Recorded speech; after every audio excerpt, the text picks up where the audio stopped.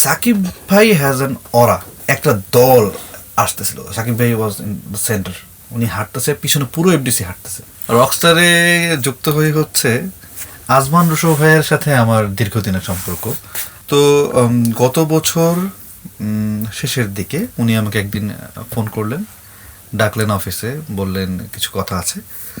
ওখানে গিয়ে শুনলাম একটা সিনেমার কাহিনী, একটা রকস্টারের কাহিনী। উনি লাস্টলি বললেন যে এটা আমরা মেগাস্টার শাকিব খানকে নিয়ে বানাচ্ছি। আমি একটু সারপ্রাইজ হয়েছিলাম, আমার মনে হয়েছিল যে না, এমন তো আসলে অনেকেই বলে, এটা বোধহয় হবে না।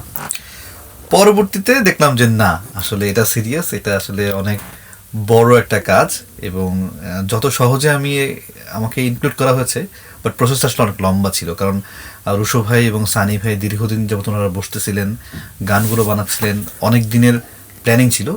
ফাইনালি তারা আমাকে অ্যাড করে আর কি এই প্রজেক্টে।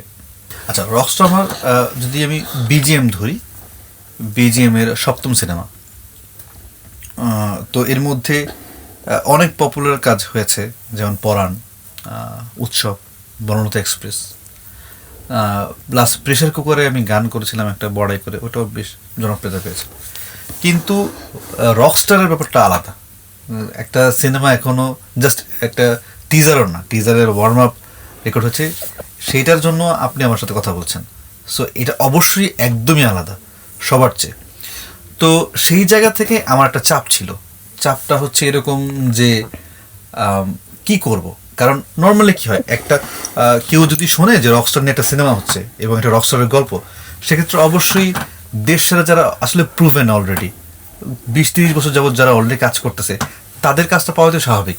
ওই জায়গায় আমি একজন নতুন মানুষ, যার আসলে কোনো রক গান হিট নাই, কিংবা ওই ওই লেভেলের কোনো কাজ নাই, আমার এই চ্যাপ্টারে অ্যাড হওয়া, সেটা তো অনেক মানুষই ভালোভাবে নেবেন না, এবং হচ্ছে হয় না, এর একটা মানে সন্দিহান থাকবে।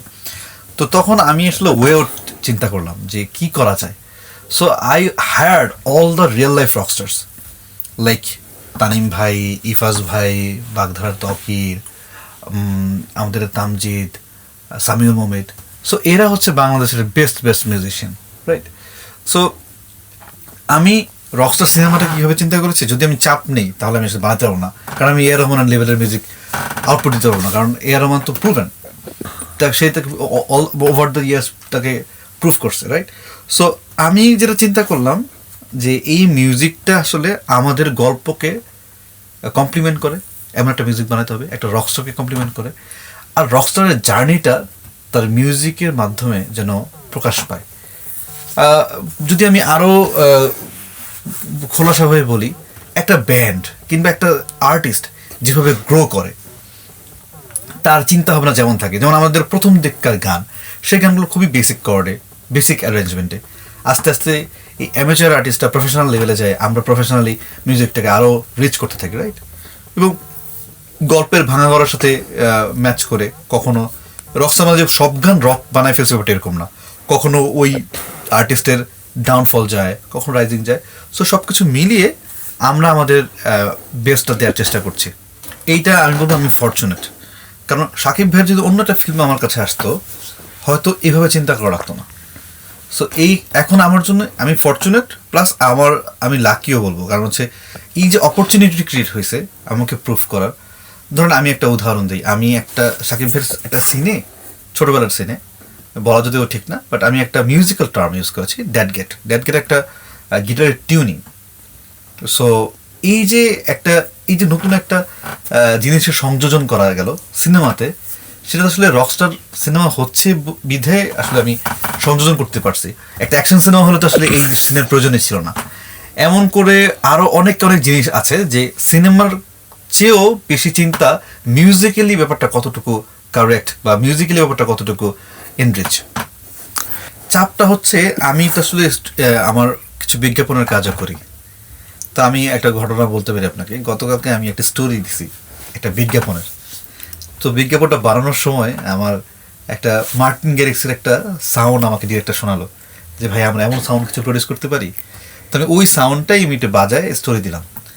রকস্টার সিনেমার অনেক ফ্যানরা ভাবলো এটা রকস্টার সিনেমার মিউজিক, এবং অনেকে আবার বললো যে এটা মার্টিন গ্যারিক্সের কপি একটা মিউজিক। আমি ওইখানে কথা বলি নাই যে রকস্টারের কাজ। সো এই যে এটা আমি নেগেটিভলি নিচ্ছি না। ইভেন যদি ধরেন যে কোনো মিউজিক আমার মিলেও যায়, এটা নিয়ে যখন কথা হয়, এইটা আমি খুবই পজিটিভলি দেখি। কারণ হচ্ছে এই যে আমার সিনসিয়ার অডিয়েন্সের সংখ্যা বাড়ছে, এটা তো আমার জন্য খুবই ভালো। টেক্সট আসাটা তো এটা উঁচু বললাম যে একটা সিনেমা রিলিজ হয় নাই, এর এত আগেই মানুষ এত সোচ্চার, তার অডিয়েন্স এত সোচ্চার, এটা তো অবশ্যই পজিটিভ সাইন। ভয়ের জায়গা একটাই, যে কোনোভাবে আপনি সাবকনসিয়াস মাইন্ডেও যদি কিছু মিলে যায়। কারণ আমি মিউজিক এমন কিছু বানাতে পারবো না যেটা আমি আগে শুনি নাই। মানে আমি যা কিছু আমার জীবনে শুনেছি সেগুলো থেকে তো আমি কিছু বানাবো, রাইট? সো এটা যদি কোনো একটা জায়গায় 40% মিলে যায় এবং সেটা আমার মনের অজান্তে হয়, এতে করে তো তারা ব্যথিত হবে। সো এই জায়গায় একটা ভয়, আরও তো ভয় আছে যে হয় কি, আমি আপনাকে একদম উদাহরণ দিই, জাওয়ান নিয়ে একটা উদাহরণ দিই। জাওয়ান সিনেমার মিউজিক অনেকের কাছে পছন্দ। জাওয়ান যখন রিলিজ হয়েছে তখন আমার কাছে দুজন ডিরেক্টর আসছে। দুজন ডিরেক্টর এসে বলতেছে, ভাই আমি জাওয়ানের মতো মিউজিক চাই। আরেকজন বলতেছে, ভাই কোনোভাবে জাওয়ানের মতো হওয়া যাবে না। তো একই ফিল্ম এক একজন এক একভাবে চিন্তা করে। সো দেখা গেছে যে ওই অডিয়েন্স, আমার পার্টিকুলার ওই অডিয়েন্সটা ভাবছে যে এখানে দুঃখের সিনে মিউজিক করে বিজিএম করে উড়াই ফেলতে হবে। আবার আরেকজন অডিয়েন্স ভাবছে যে এখানে মিউজিক থাকার দরকার নেই, প্রোটাগনিস্টের অ্যাক্টিং ইজ গুড এনাফ। দুইটাই সত্য, দুইটাই ভুল না, কিন্তু এটা পারসেপশন। সো ওই জায়গা থেকে আসলে ভয় যে যেহেতু ওনারা সোচ্চার, ওনাদের যার যার মতামত দেওয়ার একটা সুযোগ থাকে, জায়গা থাকে, এবং আমরা যেহেতু আর্টিস্ট আমরা আসলে ব্যথিত হয়ে যাই খুব দ্রুত। সাকিব ভাই হ্যাজ অ্যান অরা, মানে উনি যখন যায়, এটা আমি একটু আগেও একটা ইন্টারভিউতে বলেছি যে আমি 2011-এ গেটসের টক নামক একটা কম্পিটিশনে ছিলাম। ওইখানে আমাদের 9 নম্বর ফ্লোরে শুটিং হচ্ছিল। সো মেকআপ রুমের ওখানে এফডিসির দোতলায় একটা দল আসতেছিল। সাকিব ভাই ওয়াজ ইন দ্য সেন্টার, উনি হাঁটতেছে, পিছনে পুরো এফডিসি হাঁটতেছে, ওটা ওরা কাজ করেন, রাইট? সো উনি এখানে যখন এসেছিলেন, হি ওয়াজ রিয়েলি নাইস। উনি খুবই আন্তরিক। উনি প্রায় 3-4 ঘন্টা এখানে ছিলেন। অলমোস্ট এর মধ্যে 2 ঘন্টা দাঁড়ায় ছিল, জাস্ট উনি আমাদেরকে অবজার্ভ করতেছিলেন যে কীভাবে গিটার বাজাচ্ছে, কীভাবে পিয়ানো বাজাচ্ছে। এই লেভেলে যাওয়ার পরে এই লেভেলের ডেডিকেশন এবং হচ্ছে এই এই এই সিনসিয়ারিটি, এটা আসলে ভাবাইছে আমাকে তখন যে আসলে এই জন্যই উনি ওই জায়গায়। এবং এবং আরও ব্যাপার হচ্ছে উনি যে এত বড় সেলিব্রিটি, ওইটা আমাদের কাউকে ফিল করায়নি। ওই 3-4 ঘন্টা আমরা ছিলাম, উনি যদি ওই অডাসিটিটা ওনার মধ্যে থাকতো তাহলে আমরা কমফোর্টেবল হতে পারতাম না, রাইট? সো উনি আমাদেরকে, উনি এমন এত নাইসলি ছিল, উনি আমার মনে হচ্ছে যে উনি আমাদেরই একজন। এবং হি ওয়াজ সো নাইস।